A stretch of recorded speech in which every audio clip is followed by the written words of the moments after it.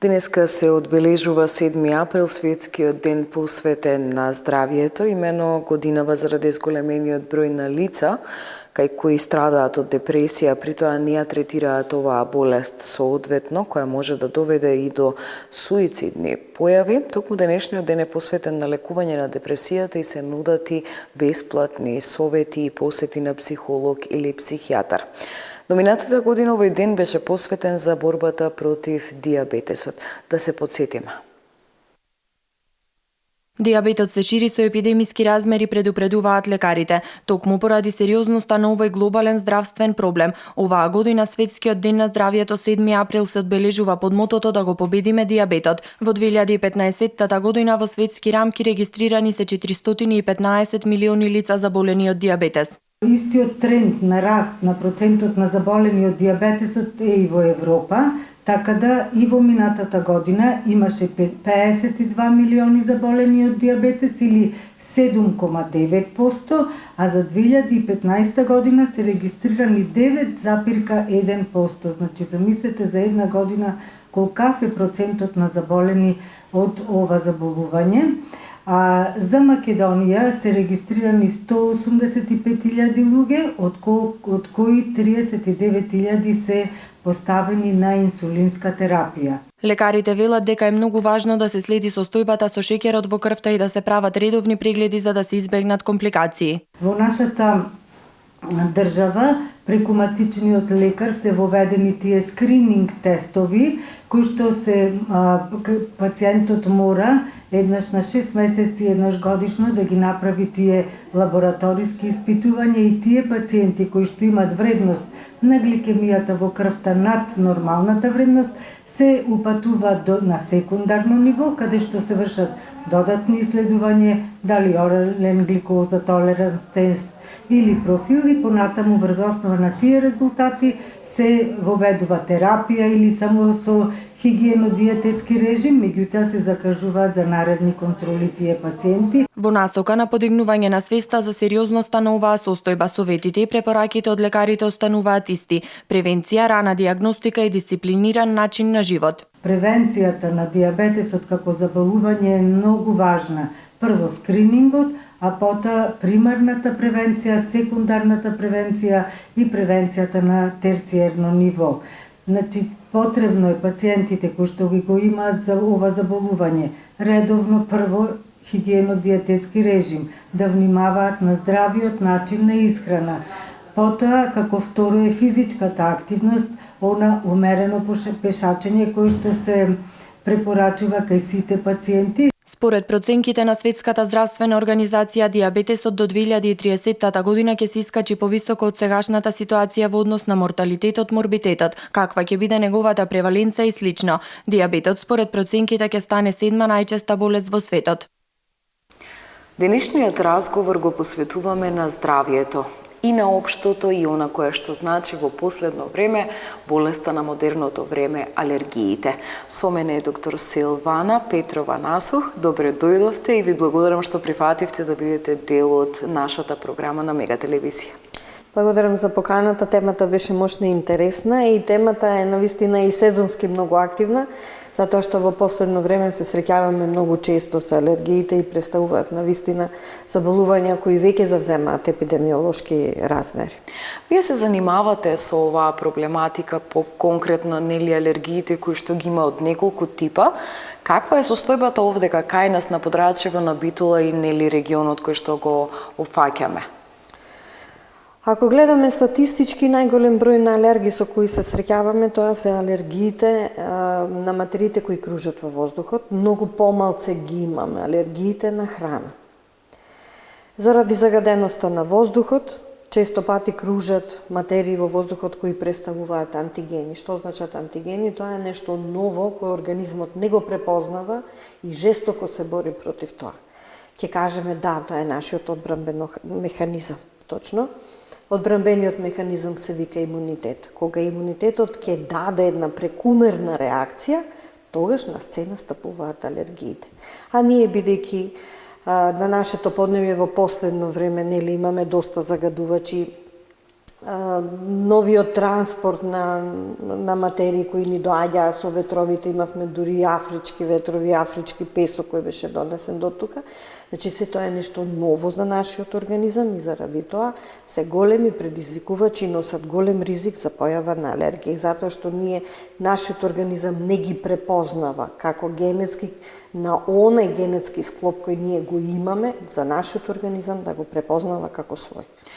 Се мисли болест на модерното време, нели алергијата, од аспект на тоа што годините наназад, можеби кога воздухот или нашето обкружување беше почисто, алергиите не беа толку честа појава, но во последно време не само мали деца кои што обично генерално имаат проблем со намалениот имунитет, меѓутоа и лица кои што се повозрасни, кои што немале никакви индикации за алергија, одеднаш имаат алергија на поленов прав, на домашни миленици или нешто слично.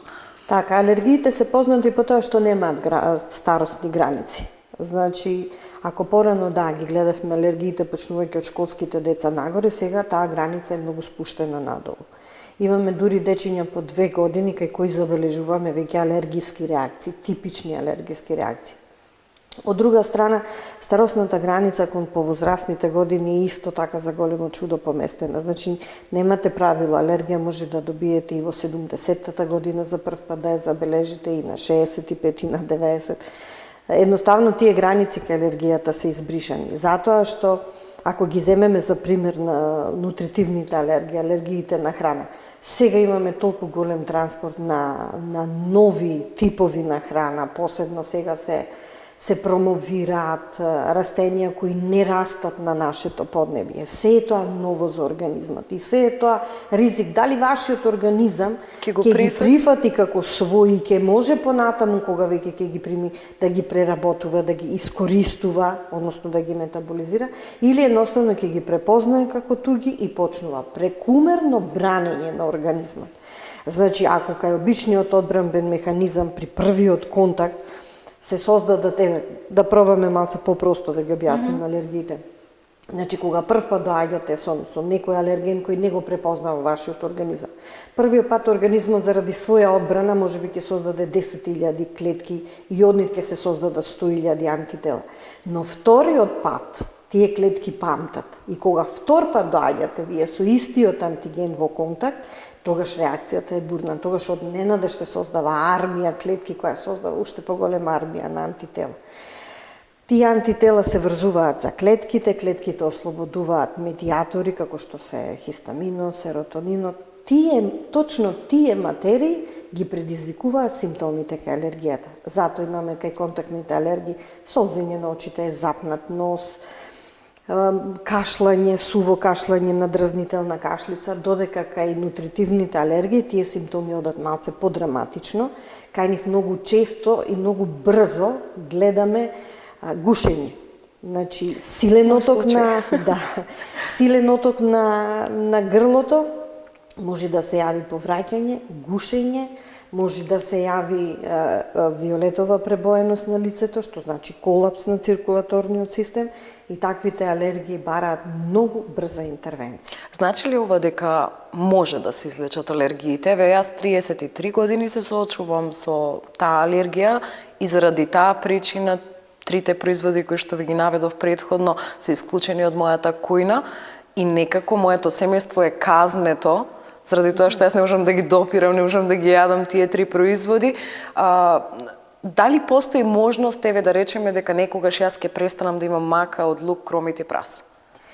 Најновите обидувања, а сега скоро ги имавме и како промотивни во Македонија, се два типа на лекување. Едниот е симптоматско, кога го даваме општо познатиот лоратадин, и тој најчесто само ги смирува симптомите. Значи, ќе даде една релаксација на отокот на слузниците и ништо повеќе. Од друга страна, она што сега во светот се промовира како најново и кон кое се стремиме, тоа е начинот на лекување со десензибилизација. Што значи десензибилизација? Полека етапно давање на се поголеми и поголеми дози на антигени на кои организмот полека ќе се навикнува.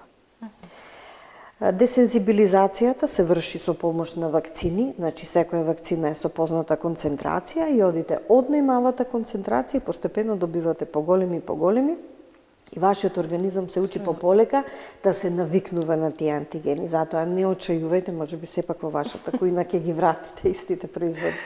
Најновите правци многу повеќе го промовираат лекувањето на алергиите со десензибилизација, отколку симптоматското лекување, како што најчесто сега го познаваме, лоратадин. Често пати може и комбинирано да се делува, значи лоратадинот со десензибилизација. Лоратадинот би бил поддршка во терапијата доколку се јават симптоми во текот на таа десензибилизација кои би биле тешки за пациентот. Тогаш може да се даде лоратадин. И сето тоа оди под надзор на алерголозите. Така, кога сме веќе кај оние алергии кои што се јавуваат како резултат на некоја храна, не е случајно ако слушнеме дека, не знам, некој човек е алергичен на банана, алергичен на чоколадо, алергичен на леп или евентуално Кока-кола.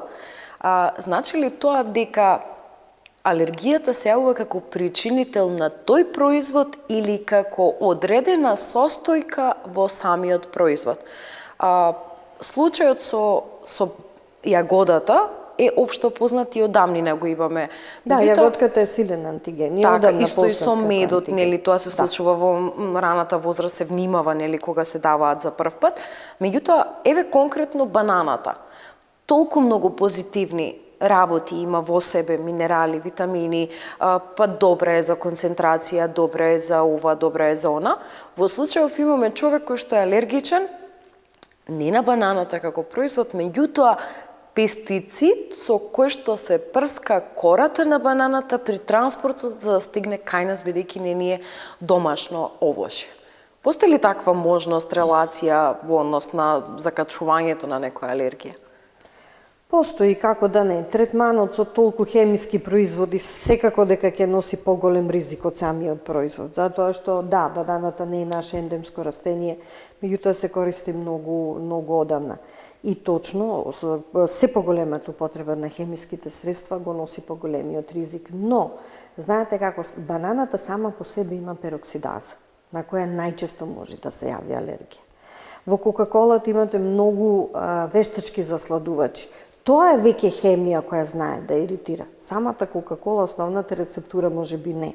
Но денешните производи со толку многу вештачки засладувачи го зголемуваат неколкукратно ризикот дека ќе се јави алергија.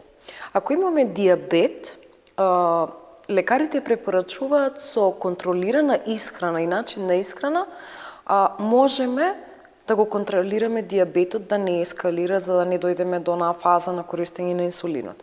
Кога станува збор за алергиите, независно дали станува збор за оние контактни алергии, нутритивни алергии, има ли некоја таква препорака, совет одавна од аспект на алерголозите кои што ќе ви речат не го правете ова за да спречите напад од страна на алергијата која што ја носите? Кај нутритивните алергии многу не е полесно. Некој пат родителите кај помалите деца, кога немаме можност лабораториски да ги докажуваме, кога се премногу мали, тогаш им советуваме да одат со проба и грешка. Значи, давате одреден тип на храна, после таа храна давате само варено компирче и варено оривче. Значи, за да немаме додатни алергени. И така воведуваме една по една нова храна кај детето, за да видиме во кој ден сме дали, сме добиле осип. Кај нутритивните алергии. Кај алергиите, обично на овие материите кои кружат во воздухот, а и на контактните алергии, нив лесно ги докажуваме. Во нашата лабораторија се работаат такви тестови. И нашата препорака е, например, само да се избегнува антигенот. Пример, ако се работи дека вие сте алергични на домашна мувла, тогаш велиме проверете ги обично цевоводите во висечките ормарчина, проверете ги цевоводите во купатило, затоа што најчесто тука влагата се задржува па се јавува мувла. Исчистете ги добро, ставете хартија околу нив, пивачка хартија, за да имате си помалце влага. Или велиме да се стават сега новите абсорбенси на влага. Доколку имаме и најчесто се алергиите на домашна прашина, тогаш велиме исклучете ги килимчината, исклучете ги прекривките, тргнете ги завесите од детските соби. Значи, се она што може да собира прашина. Не купувајте платнени кукли, купувајте гумени, затоа што тие лесно се мијат. Значи, едноставно, само препораката да се избегнува антигенот, кога вие знаете на што сте алергичен. Ако е домашен миленик, тогаш нема да го чувате миленикот, барем не дома и често пати да доаѓа во контакт. Тоа е препораката, но тоа е превенција. Значи, лекувањето не останува се уште во доменот на десензибилизација лоратадинче, а превенцијата, верувајте, многу пати е тешка. Затоа што кога ќе дојдат пациентите, кај нас зборуваме најчесто за тоа како ги превенираат, и тие велат и самите да, ако сте, например, алергичен на дрвата, на поленото дрвата во пролет. Како ќе го избегнете тоа? Значи, маската не ви помага.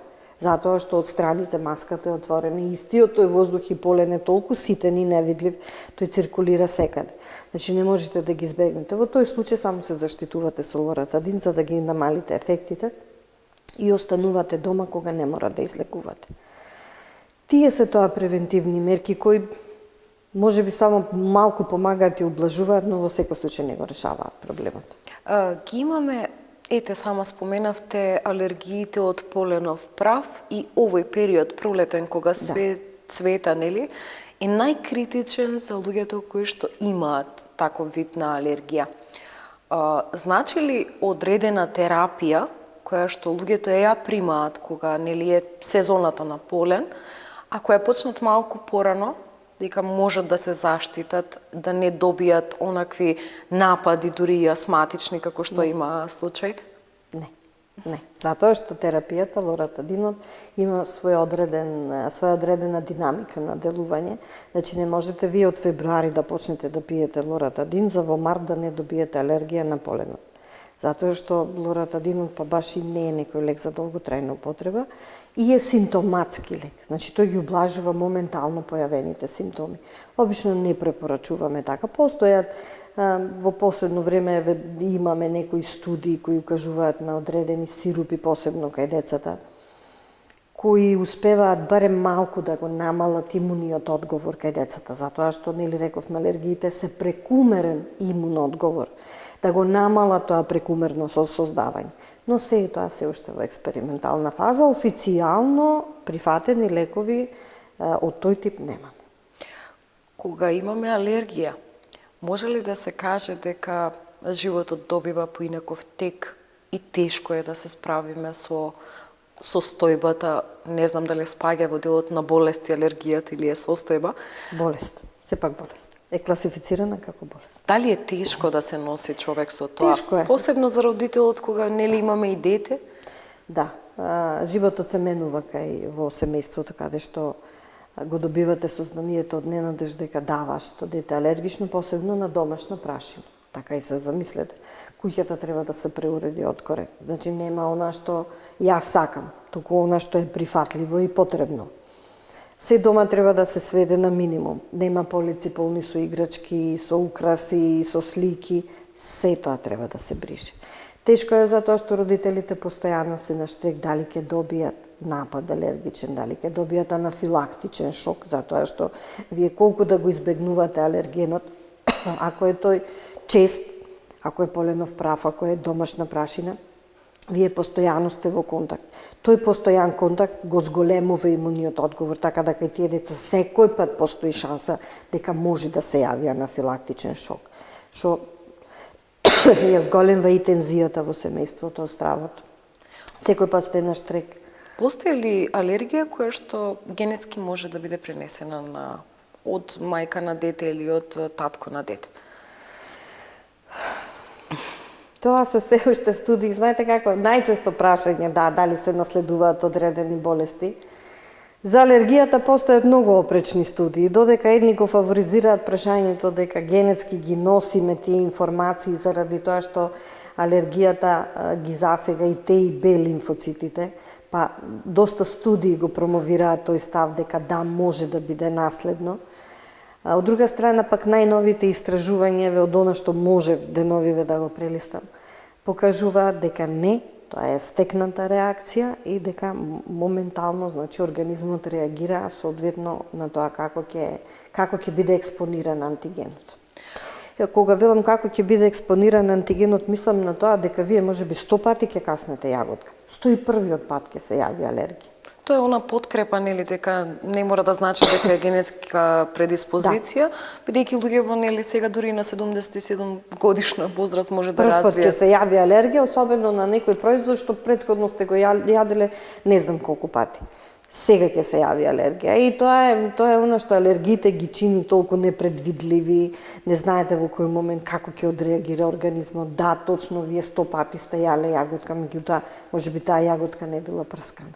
Сега сте каснале јаготка која е третирана со хемиски Препарати кои што имаат, нели, затоа препорачуваме добро да се мие овошјето, да се закисне, да стои во вода одредено време, после да се промие, па да се конзумира, посебно кај децата.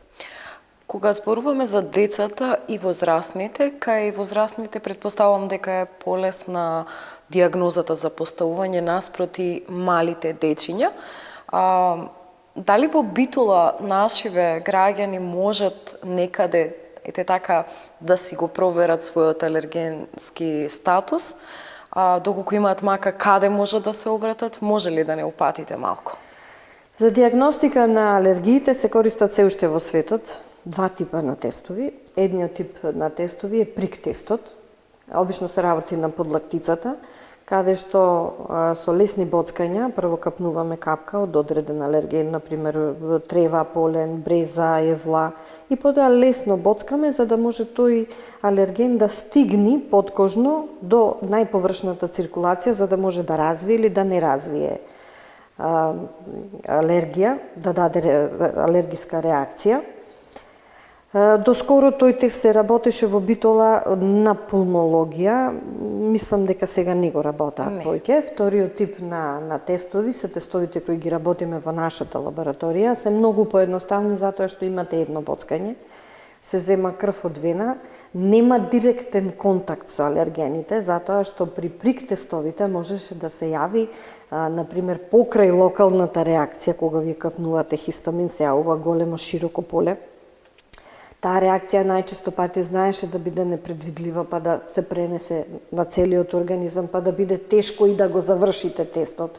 Ако се мали деца треба да стојат 1:40 на минути, па им е мачно, па тешко се изведува тестот. Новите тестови се работаат со едно боцкање, се зема крв, се прави обработка на крвта. Тестот трае 4 сати, затоа што е доста специфичен. Нашите тестови имаат, за разлика од претходните, 30 антигени. Значи, вие ако имате едно стрипче, јас ќе се обидам да ви покажам, ако имате едно стрипче за алергија, вие имате 30 познати материи. Например, овде ја имаме позитивната проба, која ни означува дали тестот е правилно изработен или не. Доколку не се појави плавата линија, тестот е невалиден и се повторува 4-сатната постапка одново. На секоја оваа линија имаме посебна материја, значи имаме јаболко, морков, потоа ги имаме маче, куче, конче, заја, крава. Значи, имаме 30 познати точки на алергени. Ние ова стрипче го посипуваме со серум, значи со крвта на пациентот, стои 40 минути и потоа оди на третман со 3 различни супстанции, од кои последната ни е боењето. Овие плави линии, заедно со ова стрипче, се поставуваат во специјален читач, кој потоа ни дава интерпретација. Интерпретацијата ни дозволува да знаеме не само на што е алергичен пациентот, туку и колку е алергичен. Имаме класифицирање. Самиот софтвер на апаратот ни дава класификација на алергиите и велиме, и можеме да им објасниме, да им го интерпретираме резултатот на пациентите и велиме да, вие на јаболко сте силно алергичен, на крава сте лесно алергичен, на зајче сте многу малку алергичен. Значи, можеме да им дадеме насоки на тоа од што најмногу да избегнуваат, а кои антигени можат да дојдат во допир и со самото тоа да си прават тивка десензибилизација самите. Така да ги имаме тие класи. Класите кои што се најсилни, велиме да, ова ќе го избегнуваат. Ова строго ќе го избегнуваат. А за овие класи, по ниските класи, например слабо позитивен, лесно позитивен, Тие можете и да не ги избегнувате затоа што организмот тивко ќе се навикнува на нив. Новиот софтверски систем ни овозможува малце подобро да ги интерпретираме алергиите и да бидеме од поголема помош, посебно кај родителите со ваквите деца. Добро е тоа што децата брзо си заминуваат од нашата лабораторија, значи ги немаме тие травмирања со сати да седат со нас, па ги боцкаме еднаш, два пати, три пати, неколку пати. Мачна беше процедурата претходната. Сега ставот на лекарите кои на која метода повеќе му верува. Обично, постарите колеги повеќе веруваат на прик методата, меѓутоа, ваквите испитувања покажаа дека се повисоко сензитивни и профилирани. Со овие тестови што ние ги работиме, се од германско потекло и се навистина многу квалитетни, имаме уште една позитивна страна на ваквите тестови. Додаваме посебна субстанца во самиот серум, во крвта, која не дозволува тестот да даде лажно позитивен резултат. Значи, еве во вашиот случај да ви објаснам кое е тоа профилирање. Вие рековте алергична сум и на кромит, и на лук, и на прас. Значи, кога ние ќе ја додадеме таа субстанца, ќе ви каже дека да, вие сте најалергична на прас, на кромит не сте и на лук не сте, но тие се заедничка фамилија и можат да дадат вкрстена алергиска реакција. Таквата субстанца која ја додаваме во нашите тестови, во нашето тестирање, ни дозволува да ги тргнеме лажно позитивните резултати. Што, например, од еден тест од 30 алергени, замислите да имате 2-3 лажно позитивни. Што се случувало? Сега со новите профилирања на ваквите тестови и тоа е избегнато, така да ние сме многу благодарни што можеме вака да дадеме конкретни одговори за едно такво тешко заболување како што е алергијата. И мислам дека сме од голема корист за родителите. Во вашето искуство, во вашата професија која што работите, дали сте се соочиле со лице кое што поседува алергија и од едниот и од другиот тип? Нели и од оние контактни и од оние нутритивни? Да, сега скоро имавме еден случај кој беше мощно интересен. Јас си го носам стрипчето, само не знам дали камерата ќе може да го зумира. Ги работевме двете алергии затоа што беше една многу силна реакција, дојде со осип, со гушење, со една сува кашлица. Јас од прилика кога ќе дојдат вака пациентите, сакам да поразговарам со нив, да видам од прилика каде се движат нивните сомнежи. Бидејќи му беше тешко да зборува, бидејќи беше во една тешка здравствена состојба, не можевме многу анамнестички да добиеме податоци и заради тоа ги изработивме во еден мак двата тестови. И двата тестови беа, да речам, со доста алергени. Во негов случај, во случај на таквите пациенти препорачуваме, значи, стрикно лекување на клиника во Скопје. Затоа што третманот на алергиите па и не е баш толку едноставен. Така, и уште едно прашање имам. Зборуваме дека се почесто се присутни алергиите во денешно време, независно од кој тип доаѓаат. Меѓутоа, оние симптоми на кашлање, кивање, солзење на очи и слично, може ли да дадат кај општиот лекар една збунка дека станува збор за настинка, а не за алергија? Да, често, посебно вака во сезона кога имаме стомачни вируси, белодробни вируси, кога имаме алергии, кога е сезона и на астматични напади. Може да даде забуна и во тој случај е многу лошо кога вие при состојба на алергија давате антибиотик. Значи, може би само уште повеќе да го засили, да ја засили таа алергиска реакција, но најчесто со една добра анамнеза можете да диференцирате за што станува збор. Алергиите како симптоми може да поминат и локално. Тоа се вика Артусов синдром. Значи, не мора секој пат да биде изразен тој анафилактичен шок. Може да си ги имате стандардните симптоми кои ќе бидат со поголем или помал интензитет. Може би реакцијата да биде само локално црвенило, ако е контактна. Ако сте фатиле со рака, антигенот, осипот може да се движи на подлактицата, најчесто на помеките и понежните делови ја среќаваме, и може да заврши локално, може би тој осип ќе заврши до лактот и нема да се качи погоре. Но она што најмногу не плаши кај алергиите како крајен исход, тоа е бронхијалната астма. Затоа што честите такви алергиски реакции можат крајно да завршат со една бронхијална астма, што додатно ја комплицира состојбата. Иначе да, убаво ви е прашањето. Што во Често таквиот пати во случај? оваа сезона може да настане забуна. И тука само една добра анамнеза, добро испитување кај пациентот може да ни диференцира зашто станува збор. Може ли да се дрзнат општите лекари кога станува збор за лице кое што доаѓа со овие симптоми, а самиот лекар не може да разграничи без оние основни испитувања, кога, например, да речеме, јас ќе одам да проверам една крвна слика, меѓутоа тоа не покажува дали јас сум алергична или не сум алергична. Како да дојде до точно препознавање за самиот доктор да се дрзне и да не рече одете направете алергиски тестови? Бидејќи не се случува често од страна на матичните доктори, бидејќи знаете како сезона е, уште еден пациент плюс, да земете, да не именувам некој лек антибиотик и завршена е приказната, а и покрај тој антибиотик ние доаѓаме до тоа што симптомите не застануваат, ги имаме во континуитет, а не сме свесни дека е алергиска реакција. Така, тогаш повторно ќе се вратите кај вашиот матичен лекар, ќе поразговарате со него, мада во првите случаи нашите колеги се доста искусни, имаме многу позитивно искуство со нашите колеги, матичните лекари. Често пати знаат, значи да го испратат пациентот на крвна слика. Една крвна слика внатре, кога ја разгледуваме леукоцитарната формула, значи настрана од тоа колку имаме вкупно леукоцити.